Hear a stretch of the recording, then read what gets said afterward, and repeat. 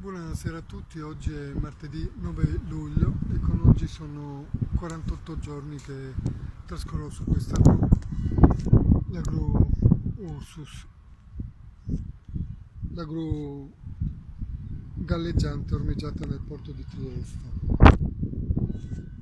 E aspettate solo un attimo che mi sposto da questa parte perché come, come sempre c'è molto vento e questo ormai ho scoperto che è un buon posto per poter fare video quando c'è il vento perché è l'unico posto riparato di tutta la gru Ursus e, e con oggi sono anche 21 giorni che non tocco cibo e devo dire la verità, vi confesso che in realtà oggi ho toccato cibo, ho mangiato un uovo che molto subdolamente la mia cara amica Mariangela, che più che un'amica è proprio una sorella, una mamma, una persona che conosco da un sacco di tempo e a cui voglio un bene dell'anima, mi ha fatto trovare tra le cose da bere un uovo e devo dire la verità, sono caduto in tentazione e me lo sono mangiato.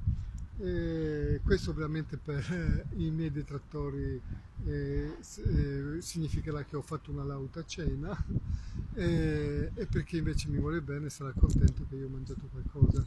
Devo dire la verità, è stata quasi un'esperienza mistica e dopo 21 giorni mangiare un uovo e me lo sono mangiato proprio piano piano, molto lentamente.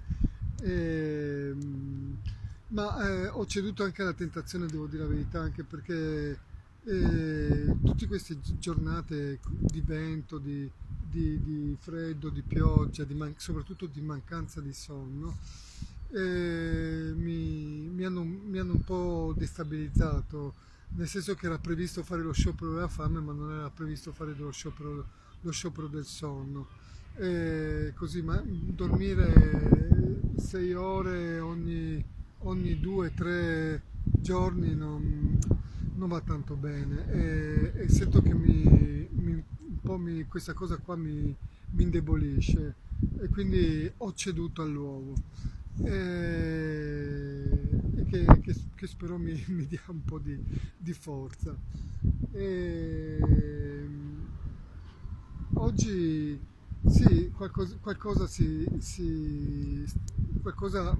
succede, insomma, c'è tanto movimento a livello di comunicazione. E, tra le altre cose, so che ci sono persone che stanno telefonando alla segreteria del presidente Fedriga, no? E devo dire la verità con grande,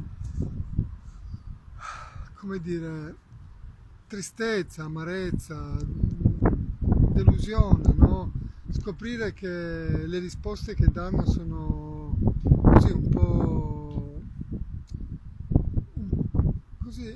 po' deboli, un po' fiacche, un po' come se avessero sempre questo, si ha sempre la sensazione che devono trattare noi cittadini come bambini deficienti. Questo per me è proprio irritante, insopportabile, no? Perché c'è sempre questo scaricabarile, no? Adesso chi chiama nella segreteria del presidente Fedriga si ritrova una segretaria che ovviamente è istruita per dare delle risposte e queste risposte sono veramente molto deboli, del tipo non è colpa nostra, è una cosa che riguarda il comune di Trieste, bisogna che vi rivolgiate al comune e non alla regione, come se la regione non, cioè come se Trieste non facesse parte di questa regione è come se il presidente Fedriga non fosse il presidente della regione Fedriga, il presidente di questa regione di conseguenza questa città. È come se lui non facesse poi parte del governo del cambiamento, quel governo che si era impegnato a stare vicino agli imprenditori, vicino agli italiani e vicino alle persone che sono in difficoltà. Eh, Sono quelle risposte inaccettabili, no? Che sono quasi irritanti, anzi non sono quasi irritanti, sono proprio irritanti. E, quindi chi di voi telefonerà al presidente, alla segreteria del presidente, sappiate già che vi daranno queste risposte, no? Un po' come anche le risposte che dà il sindaco, no? In persona, il sindaco adesso noi non sappiamo le risposte che darà Federica in persona. Io mi auguro che in realtà anch'io ci ho parlato con questa segretaria, ho chiesto di parlare con il presidente Federica. Gli ho chiesto di farmi chiamare, visto insomma che sono passati così tanti giorni, sarebbe anche il caso di fare una chiacchierata con me, una chiacchierata magari al telefono, una chiacchierata civile di un presidente che magari prova a parlare con un cittadino della sua regione. Mi sembra proprio insomma il minimo, ecco.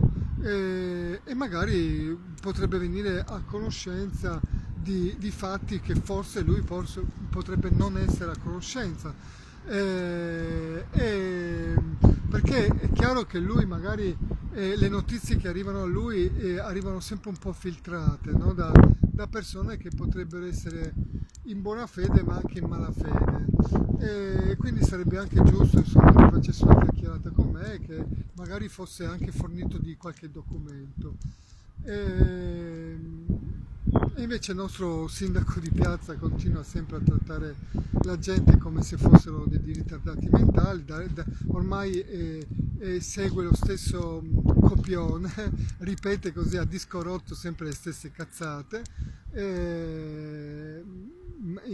indegne, vereconde, del tipo appunto che se sono qua su è una mia scelta, no? Come se lui non avesse contribuito, no? All'istigazione a questo atto così pericoloso e così faticoso per me. E, e- e poi continua a dire sempre che c'è un processo in corso, come se lui non era al corrente di questo processo. Lui lo sa da più di un anno in realtà che c'è questo processo in corso, e circa 11 mesi fa addirittura si è letto tutte le carte e ha capito benissimo che è una cosa che potrebbe veramente andare avanti per le lunghe, e da lì in poi insomma ha fatto tutta una serie di promesse. È come se lui non sapesse che poi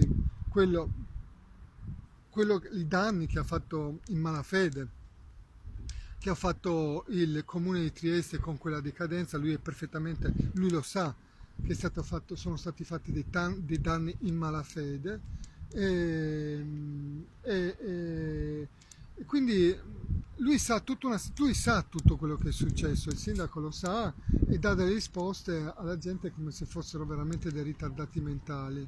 Oppure la risposta più incredibile è che se io avessi impegnato il mio tempo a costruire qualche altra impresa, a quest'ora ne avrei altre 5 di imprese, probabilmente anche 10, non dico di no, però io non voglio incominciare, che questo sia chiaro. Intanto voglio che il mio Stato, lo Stato che ha fatto un danno, il comune che ha fatto un danno, ripari intanto il danno che ha fatto il sottoscritto. Dopodiché io riprenderò la fiducia in questa città e in questo paese e continuerò a fare il mio imprenditore. Fino allora io mi fermo, perché non ho nessuna fiducia, perché è ovvio che se la sensazione che ho e che abbiamo poi tra l'altro tutti quanti è che qualsiasi cosa faremo in questo paese siamo a rischio di rapina, no? E da parte di questi personaggi che occupano degli spazi politici, si occupano della nostra vita, no? Anche per colpa nostra, perché noi non ci siamo occupati mai di loro e quindi adesso paghiamo il non esserci occupati di loro.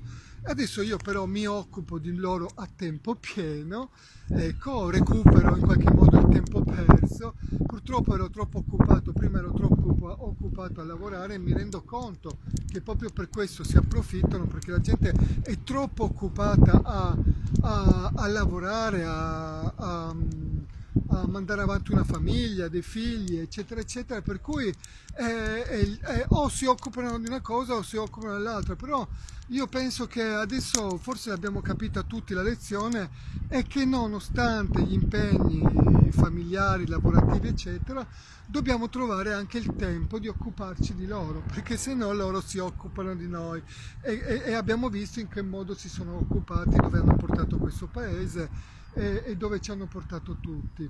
Ecco, questo è il messaggio che voglio lasciare oggi a tutti quanti. Occupiamoci di loro, perché se non noi cittadini non ci occupiamo di loro, della politica e dei politici, loro si occuperanno di noi e non lo faranno a fin di bene, lo faranno sempre per gli affari loro. Ricordatevi questo, occupiamoci di loro. Io adesso mi sono preso tutto il tempo, tutta la vita, magari se occorre, per occuparmi di loro. E loro questo lo devono capire molto bene. Io mi sono fermato. Secondo me, a mio avviso, dovremmo fermarci tutti. A un certo punto il paese si dovrebbe fermare in uno sciopero generale, bloccare tutto e dire così non si va più avanti. Cioè ci state portando via la vita, il tempo, il denaro, la salute, la gioia di vivere. No, così non si può andare avanti. Secondo me dovremmo fermarci tutti. Io mi sono fermato giocoforza, mi hanno obbligato a fermarmi e io mi fermo, caro sindaco. Non andrò a fare qualcos'altro, non avrò a mettere la mia energia, la mia creatività, le mie capacità imprenditoriali al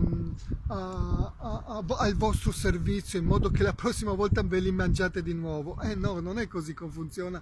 Io adesso tutta la mia energia, tutta la mia creatività, tutte le mie capacità le metto a disposizione tua, caro sindaco Roberto Di Piazza, per farti sì, per farti la guerra fino alla morte. Ti sei conquistato il peggior nemico della tua vita, perché io non mollo mai. Cioè io quando incomincio la cosa, comincio e poi la finisco sempre. E mi butti giù, io ritorno su, mi butti giù e io ritorno su. E questo se lo devono mettere in testa tutti i politici di questo paese, perché io non ho paura. Per fermarmi dovete decidere, o mi restituite il maltolto o mi ammazzate. Sono due casi, o mi restituite il maltolto o mi ammazzate. Buona serata a tutti e purtroppo senza tramonto, speriamo che non ci siano altri temporali e di poter dormire questa notte. Un abbraccio a tutti.